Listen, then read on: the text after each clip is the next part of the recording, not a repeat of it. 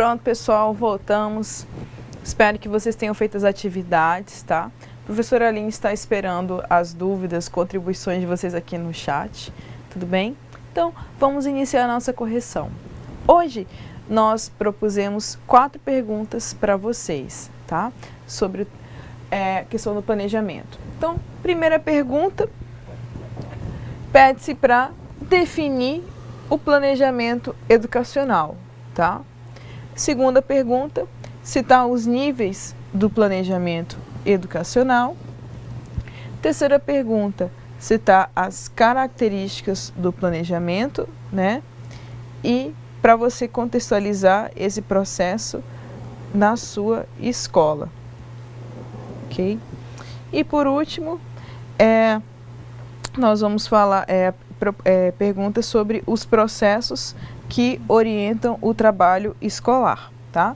Então, vamos à correção. Primeiro, defina o planejamento educacional.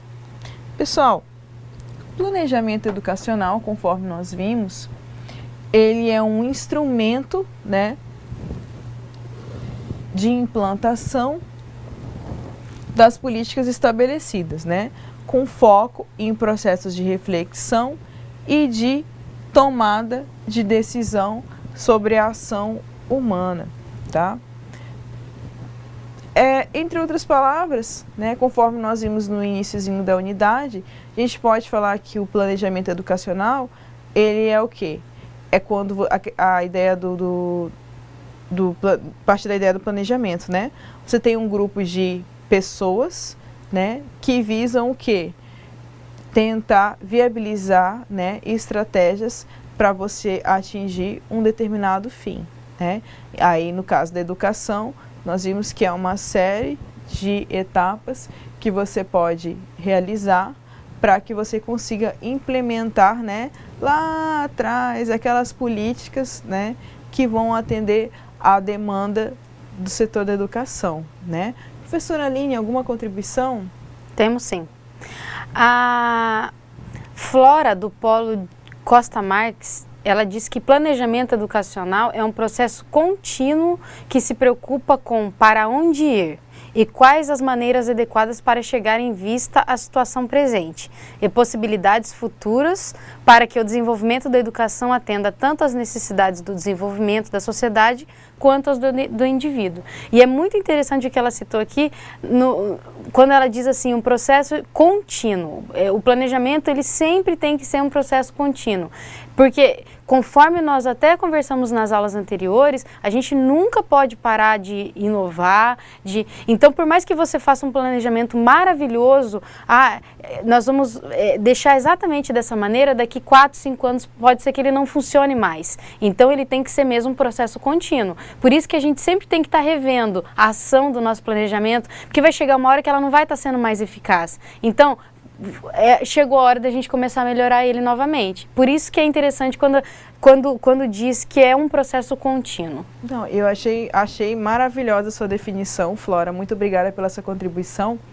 E dentro do que a Flora falou, a gente também pode citar, professora Aline, que para modificar esse processo, é importante nós termos a questão do acompanhamento dos indicadores, né?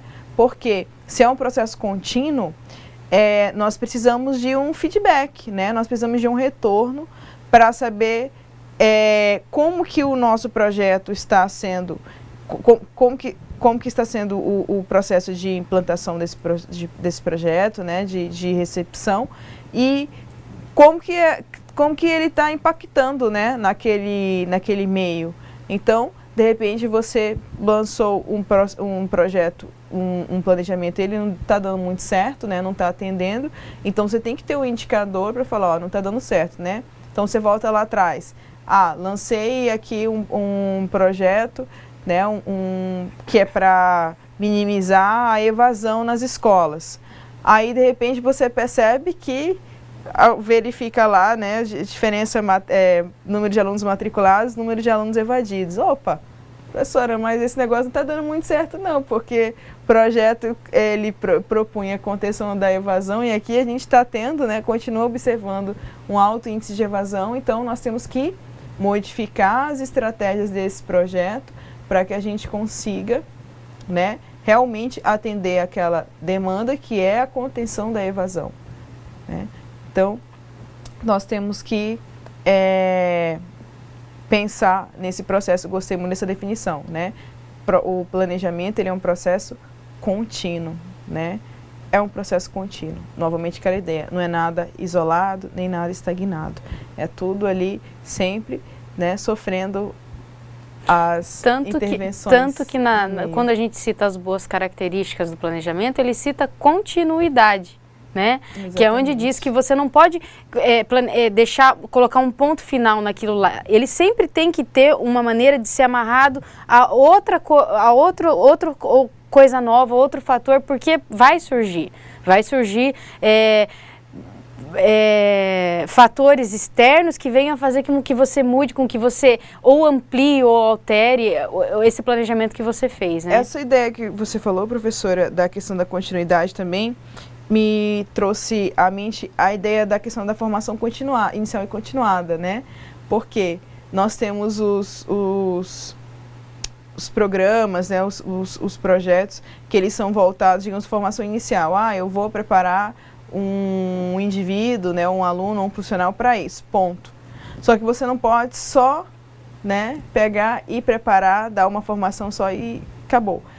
Tem que trabalhar com a questão da formação continuada, né, a questão da continuidade. Tem que sempre atualizar aquele profissional para que ele sempre possa, né, trabalhar com a demanda local, mundial, para que ele sempre esteja antenado, né, com as alterações sofridas pelo mundo. Tá? Vamos à segunda pergunta. A segunda pergunta fala o seguinte: cite os níveis do planejamento educacional. Ok? Planejamento educacional, nós vimos que ele parte sempre de um macro, né, para o micro. Então, a gente sempre sai daquela questão do nível nacional, né, ou mundial, mas sempre vou parar no local, né? Então, nós temos, dentre os principais níveis, o planejamento educacional, que é aquele que abrangente, né, que parte geralmente lá do governo. Aí, dentro desse planejamento educacional, nós temos o planejamento curricular, que é aquele que vai acompanhar toda a vida do aluno, né? Tudo que ele vai aprender ao longo da vida escolar dele. Depois nós temos o planejamento escolar, né?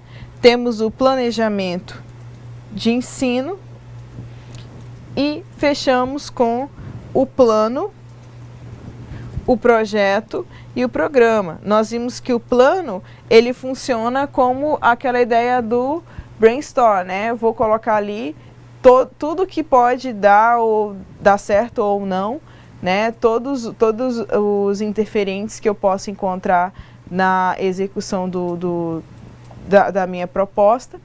E depois do plano, eu tenho a questão do projeto, que é onde eu filtro, né, todos aquelas intempéries que eu posso encontrar no processo da execução do meu plano, né? Então, eu filtro tudo e monto um projeto. E o programa é o quê? É a forma de viabilizar esse projeto, ok? Aí, um outro ponto, pessoal. Sobre a questão dos... Nós vimos também um pouquinho na aula passada, a questão do plano, né, das políticas e da legislação. Uma forma de nós viabilizarmos a questão da legislação também é por meio desses programas, né, desses planos, tá? Então, quando você fala a LDB, todos temos acesso, todos têm que ter acesso à educação básica, né? É um direito de todos, é obrigatório, né, as crianças em idade escolar estarem matriculadas. Então, isso é uma lei, mas aí a gente precisa o quê? De programas, de planos, de projetos, para conseguir viabilizar essa lei, tá? Então, só essa observação. Professora Aline, alguma contribuição? Na verdade, os níveis são certos, né? Então, as respostas que a gente tem aqui são as mesmas respostas que a professora citou. Tranquilo. Então, vamos à terceira pergunta, pessoal.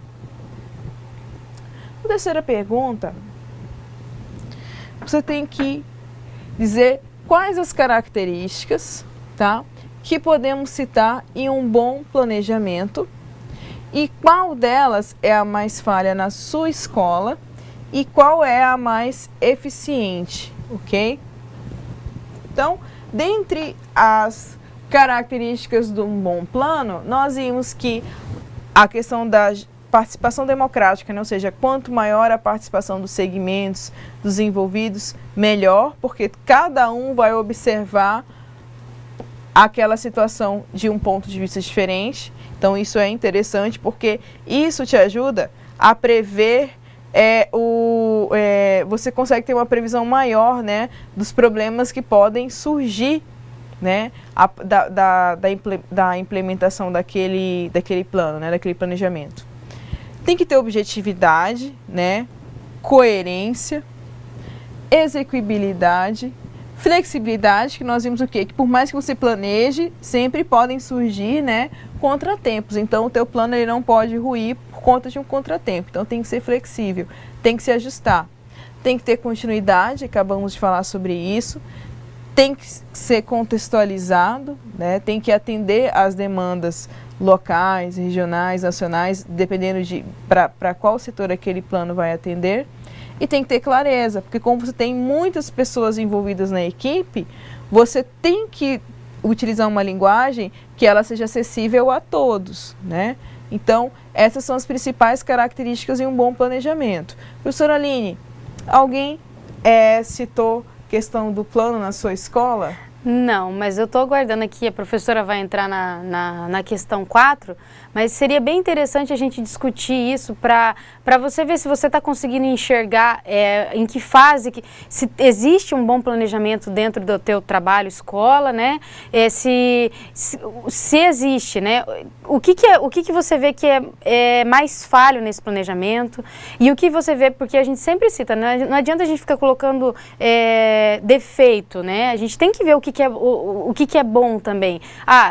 Dentro do planejamento da minha escola, tem esse fator aqui, por exemplo, pode ser que a objetividade não esteja muito legal, mas a continuidade está. Então, tipo, é bem interessante a gente discutir.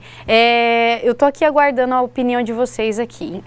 E dentro desse contexto, professora, eu lembro que uma vez eu participei de um curso muito interessante, que ele falava sobre a questão do desenvolvimento gerencial, né? Então, esse curso ele foi proposto a todas as pessoas que trabalhavam com liderança, né?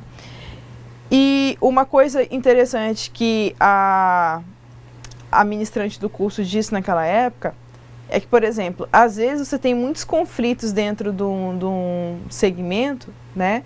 Que é por conta da falta de clareza. Então, às vezes, você chega, você conhece, você domina a determinada tarefa, então, para você é tudo muito natural, muito simples, aí você chega para uma pessoa e fala, faça isso, só que às vezes faça isso assim.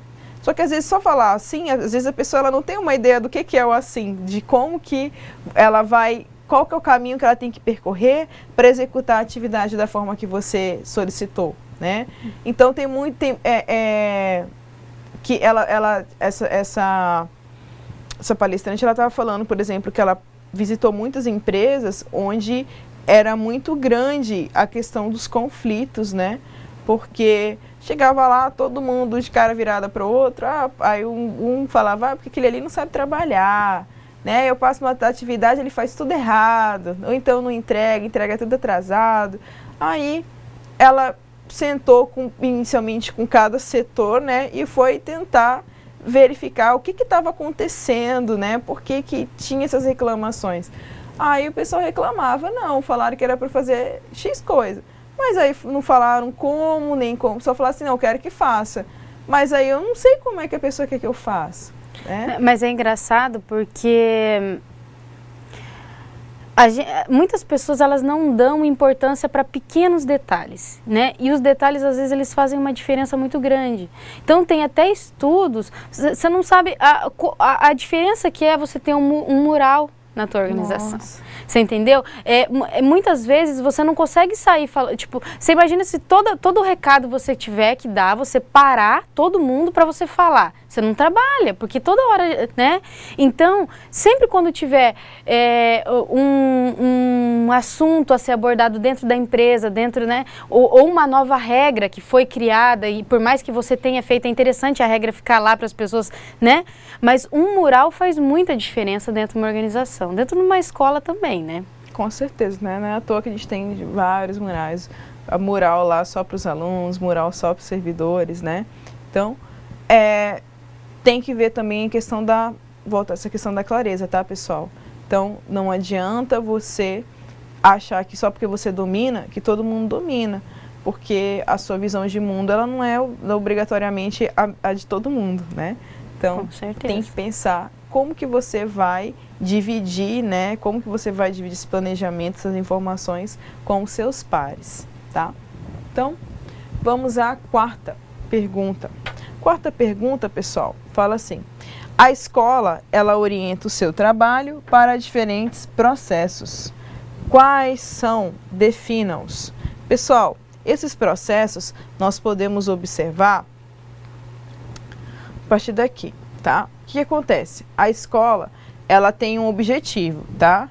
Então, nós temos a questão dos meios e dos fins. Ok? Então, temos atividades meios, atividades fins, tá? Dentro desse contexto, nós podemos citar 3 dimensões, né, que orientam o trabalho escolar. Então, temos a dimensão pedagógica, a dimensão política e a dimensão administrativa. A dimensão pedagógica, pessoal, ela vai dizer respeito às ações e procedimentos, tá, que são diretamente associados à aprendizagem dos alunos, né? Como que é isso, professora? Currículo, pessoal. Currículo, ele não está ligado diretamente à questão do aprendizado, né? O tempo pedagógico, né? As equipes docentes, a formação continuada, que nós falamos, né, agora há pouco, os recursos didáticos, que não adianta você pegar e falar como que você quer fazer, né, o que você quer fazer, se você não tiver recurso para isso, né? Às vezes um recurso didático, um data show, né, que diferença que faz dentro de um processo de ensino, né? E a questão do desenvolvimento de projetos educativos, tá? Então, a dimensão pedagógica, ela vai trabalhar diretamente, tá, com a questão docente-aluno, tá? Aí temos o processo político, tá, pessoal? O processo político, ele vai englobar a formulação de mecanismos, tá, de participação da comunidade, tá? E essa comunidade, ela pode ser tanto a comunidade local como a comunidade escolar, tá? Então, a ideia é que essas pessoas, né, a comunidade local e a escolar, elas participem na consolidação do projeto político-pedagógico, né, o seu PPP.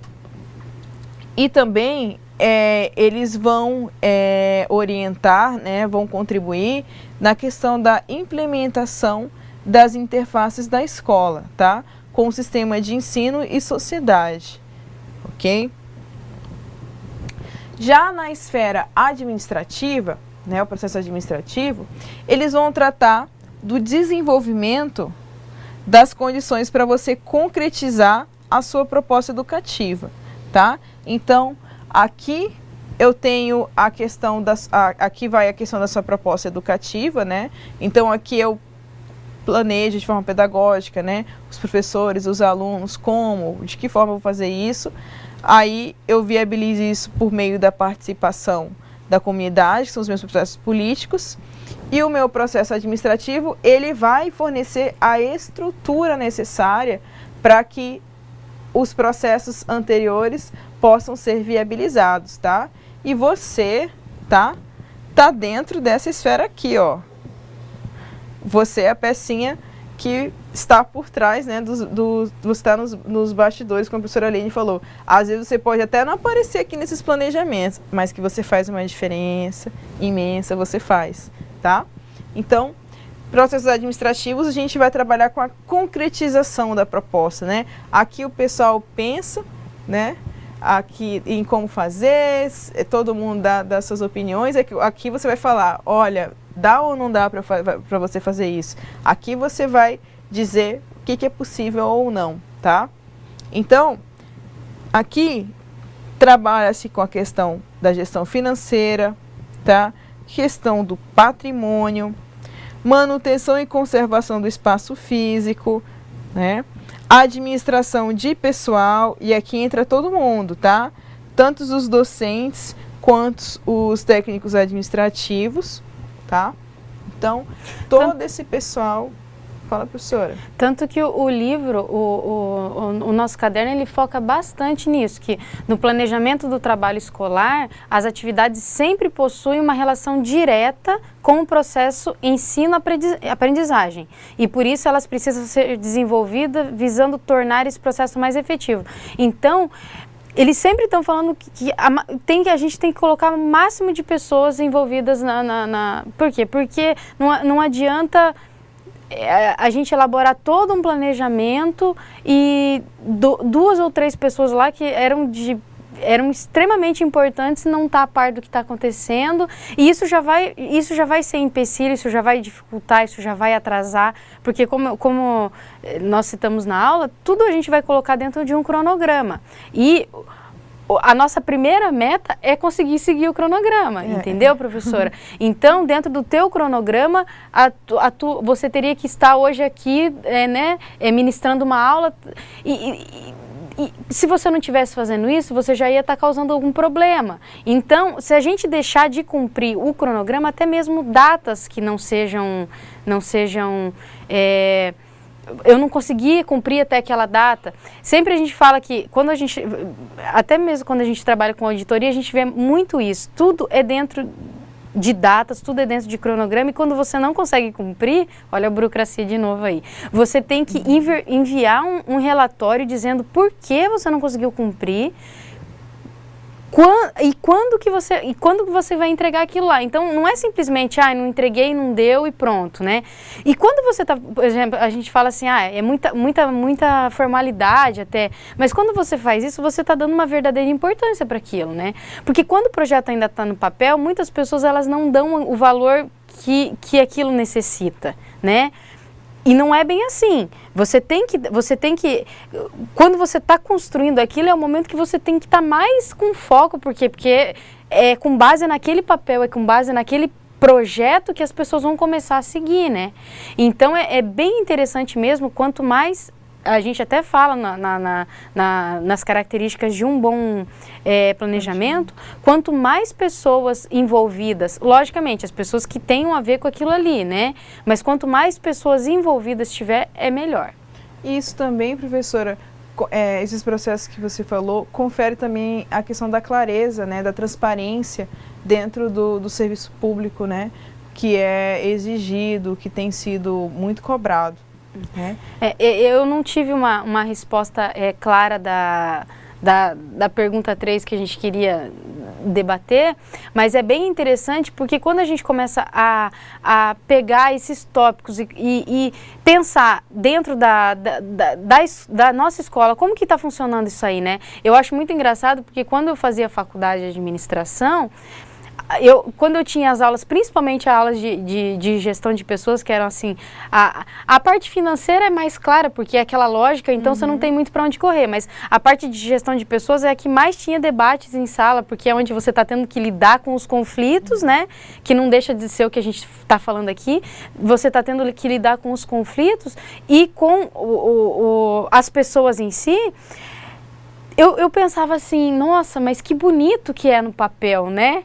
E daí quando a gente entra dentro de uma organização, quando a gente está dentro de uma sala, quando a gente está dentro de uma secretaria, a gente vê que o cara colocou lá um conceito para aquilo, mas não é bem assim que acontece. Então é para isso que servem esses debates, porque eu sei que no papel é tudo muito bonito, né? Só que é esses momentos que a gente tem para discutir isso, que às vezes a gente vai clarear um pouco mais a ideia de quem está atrás aqui vendo isso que a gente está falando, né? Não, exatamente, né? Por isso que é importante, pessoal, nós falamos que vamos voltar, né, à aula passada, a gente falou questão da política pública, que ela é algo que vem do governo, né? Só que aí nós temos abaixo questão da participação social, que ela vai impedir que algumas coisas possam ser intempestivas, né? Para que também querem garantir para que todos os setores, né, o máximo de setores, eles sejam atendidos, né? Infelizmente a gente percebe que muitas vezes uma política ela não vai conseguir alcançar todo mundo, né? Então por isso que é interessante a questão do planejamento, porque é onde você tem a oportunidade de estudar todas as minúcias, né? Todos os problemas, né? Todas as formas de você atingir, né, determinado segmento. E sem deixar de dar atenção para os detalhes, porque às vezes é um detalhe ou outro que vai melhorar muito uma coisa que a gente estava achando que era, nossa, isso aqui vai ser impossível de resolver, e às vezes é um detalhe ou outro que pode ser que muitas vezes não resolva o problema, só que ajuda muito a amenizar, sabe? Sim. A controlar, a ajudar no controle melhor disso aí. Por isso que é interessante, na próxima aula, nós vamos falar muito ainda sobre planejamento. E não é porque é para se tornar uma coisa repetitiva, é porque é de fato uma das partes mais importantes, porque a gente está coletando, a gente falou muito da gente estar coletando informações dentro da organização e procurando, o que a gente pode melhorar, né? O que está ruim, o que a gente pode melhorar. E tudo isso que a gente está tentando melhorar, a gente está fazendo com base no planejamento, porque a gente vai pegar aquilo e a gente vai tentar desenvolver para que ele venha a deixar de ser crítico dentro da organização, né? Então, essa parte do planejamento, ela é muito importante. E é como eu acabei de citar. É com base do projeto que você fez que o fulano lá vai começar a seguir. Então, se a gente não der atenção aos detalhes, não der uma atenção a que tem que ser, né? Que nós temos que dar, se o teu planejamento não ficar de acordo com fazer ele de uma forma eficiente, uma forma eficaz, a pessoa que for desenvolver ele lá na frente pode não conseguir, e às vezes não é por culpa dela, você entendeu? E por isso que você tocou num ponto importante, professora, porque, por exemplo, uma reclamação muito grande que a gente escuta por exemplo, quando a gente fazia alguns treinamentos, né? Por exemplo, vai vir superintendência de não sei aonde. Aí o pessoal vinha ministrar o treinamento, correto, é assim, assim, assim. Aí muitas vezes as pessoas, elas pensam no macro, né, pensam na realidade delas e não pensaram na tua realidade. Então é importante você estar ali e falar, opa, peraí, eu vivo isso, eu vivencio isso e não é assim, isso não vai dar certo. Temos que pensar assim, assim, dessa forma. Por isso que é importante você ficar sempre atento a essas coisas, tá, pessoal? Então... É isso aí. O que a gente tem o que eu acho muito legal é quando a gente consegue unir o conceito ao que a gente está vivendo, né? Você não vai conseguir deixar aquele conceito bonitinho dentro da tua organização, não adianta a gente tentar fazer isso, porque a gente já falou que o melhor modelo para você gerenciar, é o modelo que se adapte à tua organização. A minha vai ser diferente da sua, né? Então, o mais legal é a gente discutir isso mesmo. Porque, o que isso tem a ver com o que você está vivendo dentro do teu trabalho, da tua escola, né? Quando a gente tenta fazer essa conciliação, a gente consegue entender melhor do que a gente está falando. Exatamente. Então, pessoal, esperamos que vocês tenham aprendido muito com a aula de hoje, tá? Aguardamos a participação de vocês são nossos parceiros, tá? Então, a gente precisa da participação de vocês na discussão, tá? A gente precisa do feedback, das experiências de vocês, né? Para compartilhar entre os demais colegas. Então, aguardo você na próxima aula. É isso aí, eu fico no aguardo também das considerações e até a próxima aula. Até semana que vem.